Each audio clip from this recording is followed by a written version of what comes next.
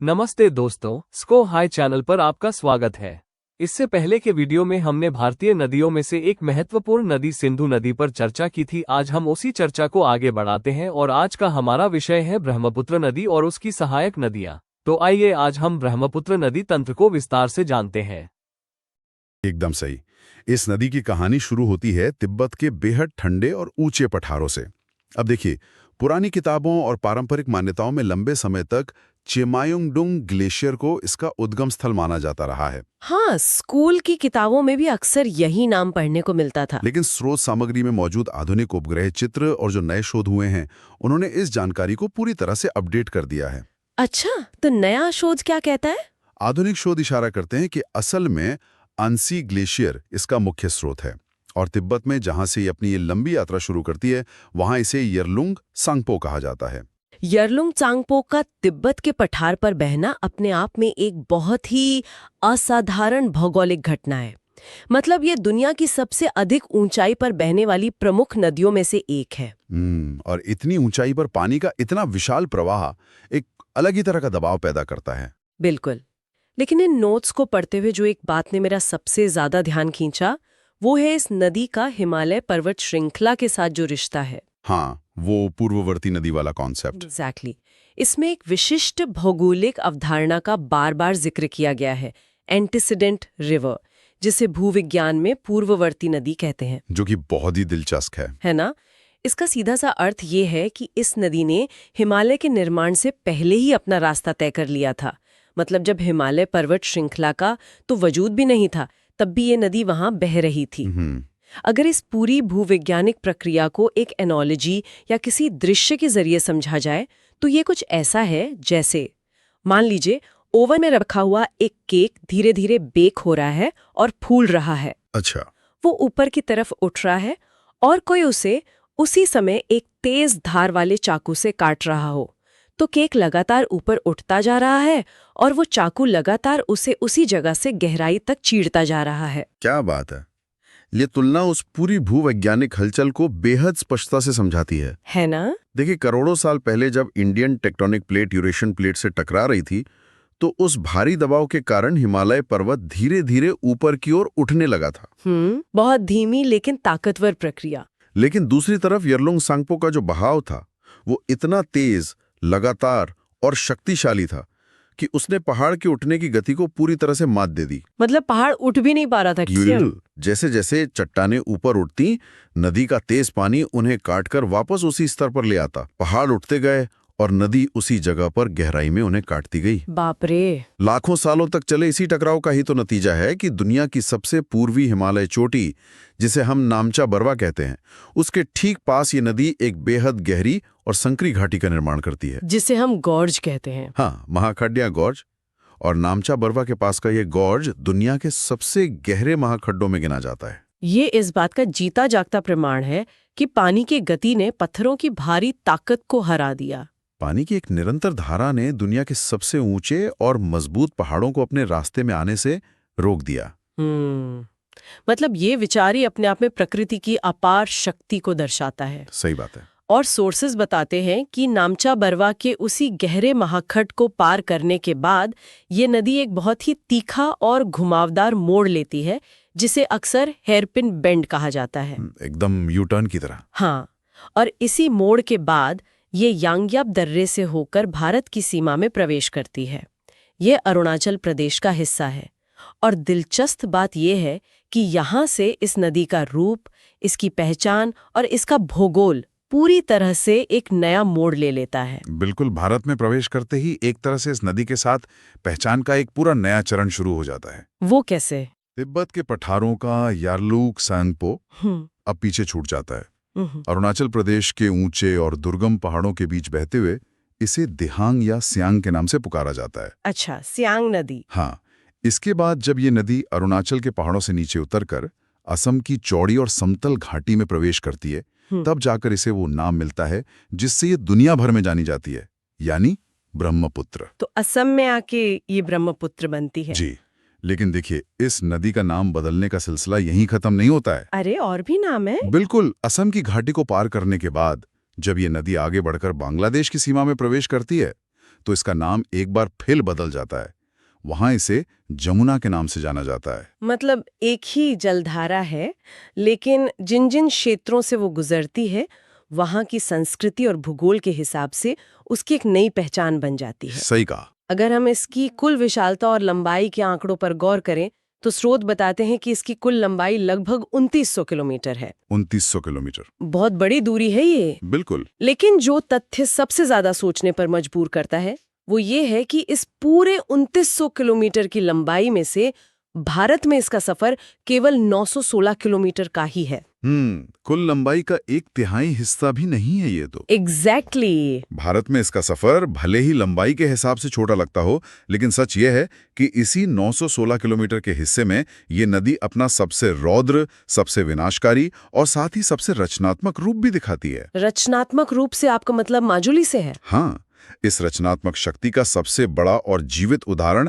असम में मौजूद माजुली ही तो है। माजुली का जिक्र आते ही मेरे दिमाग में एक बहुत बड़ा सवाल खड़ा होता है। हमारे सोर्सेज में स्पष्ट रूप से लिखा है कि असम में ब्रह्मपुत्र नदी दुनिया का सबसे बड़ा नदी द्वीप बनाती है, जिसे माजुली कहते हैं जी। और ये इतना विशाल है कि इसे भारत का पहला नदी द्वीप जिला घोषित किया गया है। इस बात का बेहतरीन उदाहरण है कि नदियां सिर्फ विनाश नहीं लाती, बल्कि उनके भीतर जीवन और नई जमीन रचने की असीम क्षमता होती है। पहाड़ को काट के लाई गई मिट्टी से नदी ने अपने ही भीतर एक पूरा द्वीप शहर बसा लिया। लेकिन जहां प्रकृति इतनी विशाल, बेलगाम और अपनी मर्जी से रास्ते बदलने वाली हो, वहां हम इंसानों के लिए उसे पार करना एक बहुत बड़ी चुनौती बन जाता है। बहुत बड़ी चुनौती। जिस नदी का पाट 10 किलोमीटर चौड़ा हो, जिसके नीचे भारी गाद और दलदल हो और जो हर मॉनसून में अपना रास्ता बदल लेती हो, उसे पार करने के लिए इंसान को इंजीनियरिंग की हर हद पार करनी पड़ती है। स्रोत सामग्री में इस विशाल नदी को पार करने के लिए बनाए गए कुछ बेहद जटिल और महत्वपूर्ण पुलों का जिक्र है। इन पुलों का निर्माण सिर्फ लोगों को इस पार से उस पार ले जाने के लिए नहीं हुआ है। नहीं, इसके पीछे एक बहुत बड़ी रणनीतिक और सैन्य सोच काम करती है। बिल्कुल। इंजीनियर की नजरिए से देखा जाए तो ब्रह्मपुत्र जैसी नदी पर पुल बनाना दुनिया के सबसे चुनौतीपूर्ण कामों में से एक माना जाता है। इसकी गाद भरी सतह, बाढ़ के समय पानी की बेतहाशा ताकत और पूरे क्षेत्र का भूकंपीय जोन में होना, वो तो है। इन सभी कारणों से यहाँ कोई भी ढांचा खड़ा करना एक दुस्वप्न जैसा है। इन्हीं चुनौतियों को पार करते हुए बोगीबिल ब्रिज का निर्माण एक बहुत बड़ी उपलब्धि रही थी हमारे लिए। बोगीबिल ब्रिज, हाँ। 25 दिसंबर 2018 को इसका उद्घाटन हुआ था ना, सुशासन दिवस के दिन। बिल्कुल। ये 4.94 किलोमीटर लंबा पुल है जो असम में डिब्रूगढ़ को धेमाजी जिले से जोड़ता है। इस पुल की वास्तुकला की सबसे बड़ी खासियत ये है कि ये भारत का सबसे लंबा रेल सह सड़क पुल है। मतलब रेल कम रोड ब्रिज। जी, इसका मतलब है कि इसके निचले डेक पर दोहरी रेलवे लाइन बिछी है जहां से ट्रेनें गुजरती हैं, और उसके ठीक ऊपर एक 3 लेन की सड़क है जहां से भारी गाड़ियां चलती हैं। इस पुल का जो रणनीतिक महत्व है वो यातायात की सुविधा से कहीं ज्यादा बड़ा है।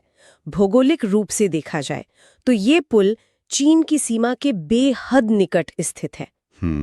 तो सैन्य और रणनीतिक दृष्टि से इसका महत्व इसलिए बहुत ज्यादा है क्योंकि ये सीमावर्ती इलाकों में सेना, भारी तोपों और लॉजिस्टिक साजो सामान के मूवमेंट को बहुत तेज और सुरक्षित बनाता है। बिल्कुल। जिस नदी को पार करने में पहले भारी मशीनों को कई दिन लग जाते थे, वो दूरी अब कुछ मिनटों में तय हो जाती है। लेकिन मुख्य ब्रह्मपुत्र नदी पर इस विशाल ढांचे को देखने के बाद नोट्स में एक और तथ्य सामने आता है जो सच में थोड़ा चौंकाता है। कौन सा तथ्य? देखिए, सामान्य तौर पर तो ये माना जा सकता है कि भारत का सबसे लंबा नदी पुल भी इसी मुख्य नदी पर ही होगा।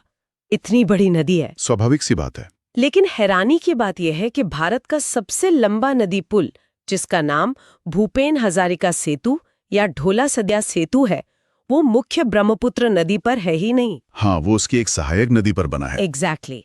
ये पुल 9.15 किलोमीटर लंबा है और ये लोहित नदी पर स्थित है। इस पूरी प्रणाली के काम करने के तरीके को समझने के लिए लोहित नदी और उस पर बने इस पुल को समझना बहुत जरूरी है। लोहित नदी अपने आप में एक बहुत खास पहचान रखती है।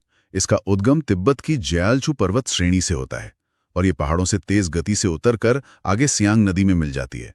स्थानीय संस्कृति में इस नदी को खूनी नदी का नाम भी दिया गया है। अब खूनी नदी का नाम सुनते ही किसी के भी दिमाग में किसी युद्ध, लड़ाई या हिंसा की तस्वीर बन सकती है। बिल्कुल बनती है। लेकिन सोर्सेस स्पष्ट करते हैं कि इसका कारण पूरी तरह से भौगोलिक और वैज्ञानिक है। इसका किसी भी खून खराबे से लेना देना नहीं है। जी, असल में ये नदी जिस विशेष इलाके से होकर बहती है, वहां की मिट्टी की संरचना बहुत अलग है। वहां की मिट्टी में लोहे के तत्व यानी आयरन ऑक्साइड बहुत ज्यादा मात्रा में पाए जाते हैं। अच्छा। भूवैज्ञानिक भाषा में इस प्रकार की मिट्टी को लैटेराइट मिट्टी कहा जाता है। जब लोहित नदी का तेज पानी इस लाल मिट्टी को काटता है और वह मिट्टी पानी में पूरी तरह घुल जाती है, तो नदी के पानी का रंग लाल, जंग या कभी-कभी खून जैसा दिखाई देने लगता है। ओहो, तो ये कारण है। इसी प्राकृतिक लाल रंग के कारण इसे खूनी नदी की संज्ञा दी गई है। अब उस महत्वपूर्ण बिंदु पर आते हैं कि 9.15 किलोमीटर जैसा विशाल पुल एक सहायक नदी पर क्यों बनाया गया। हाँ, ये सोचने वाली बात है कि एक सहायक नदी का पार्ट इतना चौड़ा और मुश्किल कैसे हो सकता है कि वहां 9 किलोमीटर लंबे पुल की जरूरत पड़ जाए। इसके कारण यह है कि लोहित नदी जब पहाड़ों से नीचे समतल मैदान में उतरती है, तो पानी एक धारा में बहने के बजाय एक बहुत बड़े, चौड़े और दलदली इलाके में फैल जाता है। भूपेन हजारिका सेतु के बनने से पहले इस दलदली और फैली हुई नदी को पार करके सेना या जरूरी रसद पहुंचाना बहुत मुश्किल था। बहुत टाइम लगता होगा। इस पुल ने उस भौगोलिक बाधा को पूरी तरह खत्म कर दिया है। ये भारी सैन्य टैंकों का वजन सह सकता है, जो इसे एक रणनीतिक जरूरत और इंजीनियरिंग का बेहतरीन नमूना बनाता है। इस पूरी चर्चा से एक बात तो एकदम साफ होती है कि किसी नदी प्रणाली में मुख्य नदी जितनी महत्वपूर्ण होती है, उसकी सहायक नदियां भी रणनीतिक और भौगोलिक रूप से उतनी ही अहम भूमिका निभा सकती हैं। बिल्कुल। कोई भी नदी अकेले दम पर इतना विशाल रूप तो नहीं ले सकती। उसे एक शक्तिशाली तंत्र बनाने में उसकी दर्जनों सहायक नदियों का हाथ होता है, और स्रोत सामग्री में इन सभी सहायक नदियों को मुख्य नदी के प्रवाह की दिशा के आधार पर बहुत ही व्यवस्थित ढंग से वर्गीकृत किया गया है। राइट बैंक और लेफ्ट बैंक के हिसाब से? हाँ, इन्हें दाहिने तट और बाएं तट से मिलने वाली नदियों में बांटा गया है। दाहिने तट की प्रमुख नदियों में सुबनसिरी, मानस, कामेंग, संकोश और तीस्ता जैसी नदियां शामिल हैं। वहीं दूसरी तरफ बाएं तट से दिबांग, लोहित, धनसिरी और कोपिली जैसी नदियां ब्रह्मपुत्र के जलस्तर में इजाफा करती हैं। इन सहायक नदियों की अपनी अलग और बेहद दिलचस्प कहानियां हैं, जो पूरे क्षेत्र को गहरे से प्रभावित करती हैं।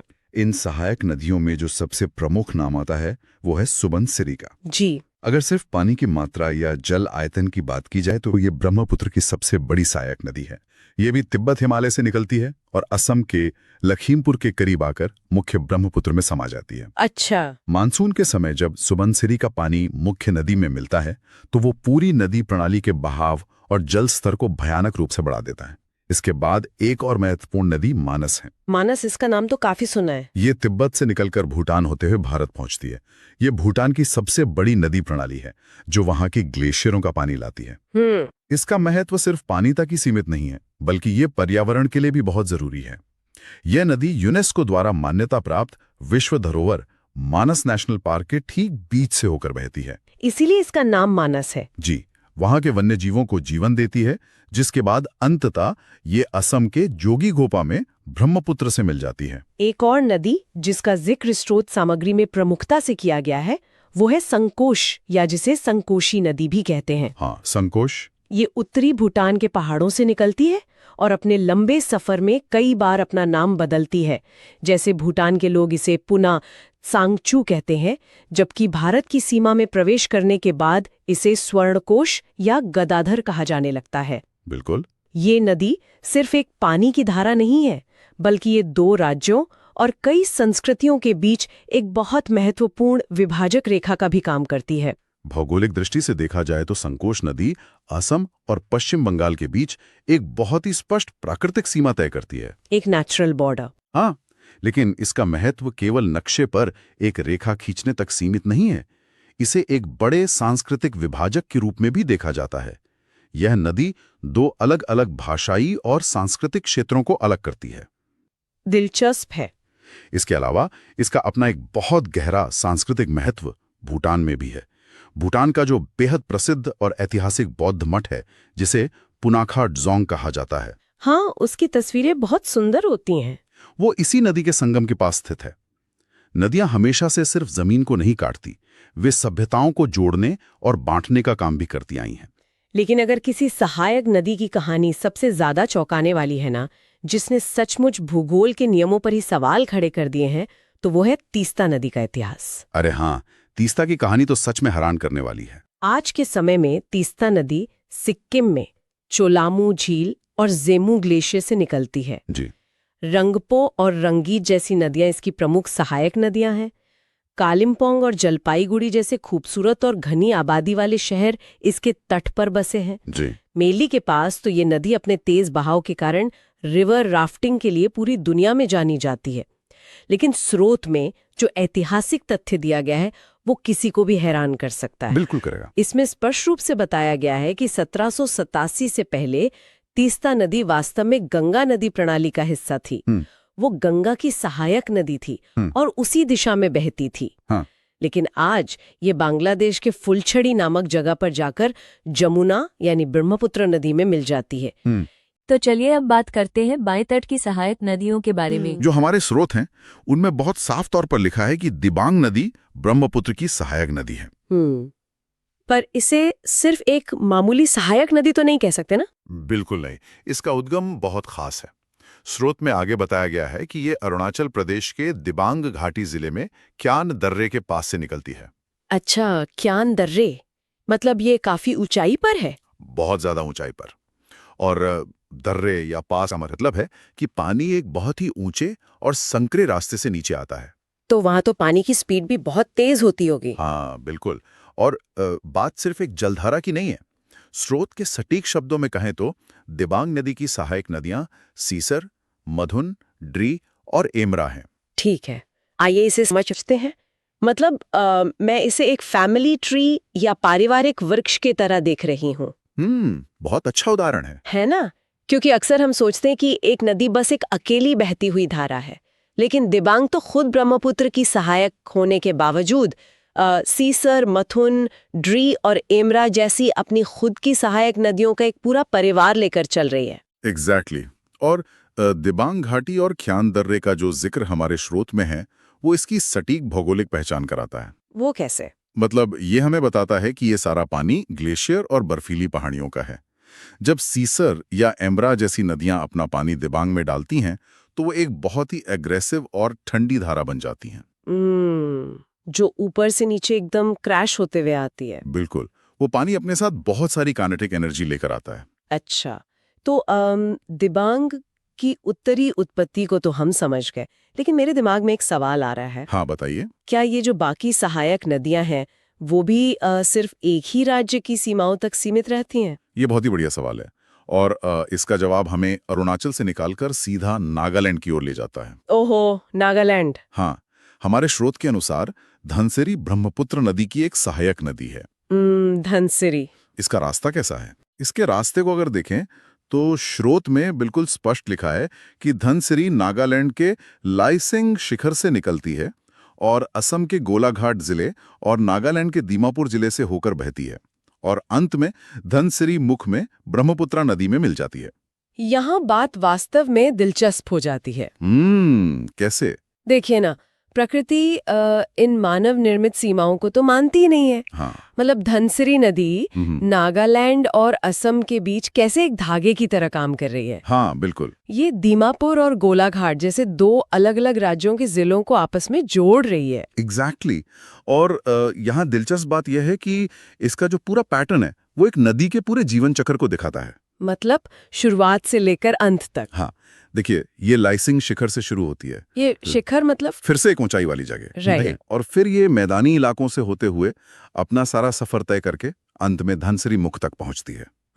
मुख यानी माउथ, जहां वो मुख्य नदी से मिल जाती है। बिल्कुल, उद्गम से लेकर संगम तक का ये पूरा सफर लाइसोंग से धनसिरी मुख तक ये दिखाता है कि कैसे एक पहाड़ी नदी मैदानी नदी में बदलती है। ये सच में फैसिनेटिंग है। अच्छा, तो उत्तर में दिबांग हो गई और मध्य या पूर्वी हिस्से में धनसिरी हो गई। हाँ, लेकिन अगर हम ब्रह्मपुत्र के दक्षिणी हिस्से पर फोकस करें तो वहां क्या चल रहा है? दक्षिण का जो हिस्सा है वो इस पूरे सिस्टम का बैलेंस बदल कर रख देता है। अच्छा। हाँ, स्रोत में दी गई जानकारी के हिसाब से कोपिली नदी पूर्वोत्तर भारत की एक अंतर्राज्यीय नदी है जो मेघालय और असम राज्यों से होकर बहती है और असम में ब्रह्मपुत्र की सबसे बड़ी दक्षिणी सहायक नदी है। ओहो, तो इस सब का क्या मतलब है? आप ही बताइए, आपको क्या लगता है?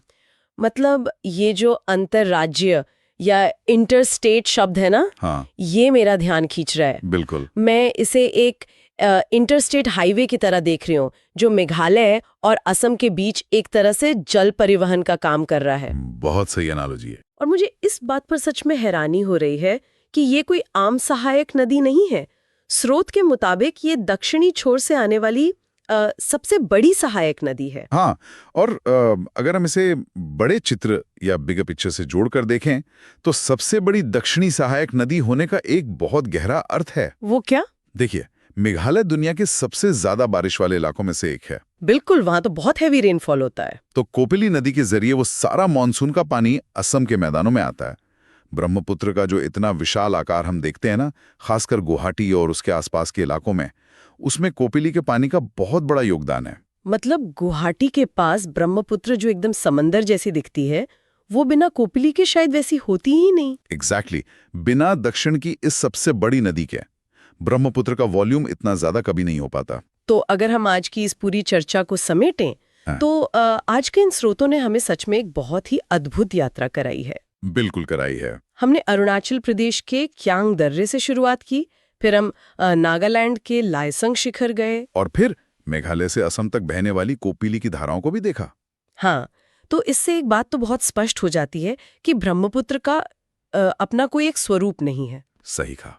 ये सिर्फ एक नदी नहीं है, बल्कि ये दिबांग, धनसिरी और कोपिली जैसी अनगिनत नदियों का एक बहुत ही भव्य संग्रह है, एक कलेक्शन है। बिल्कुल।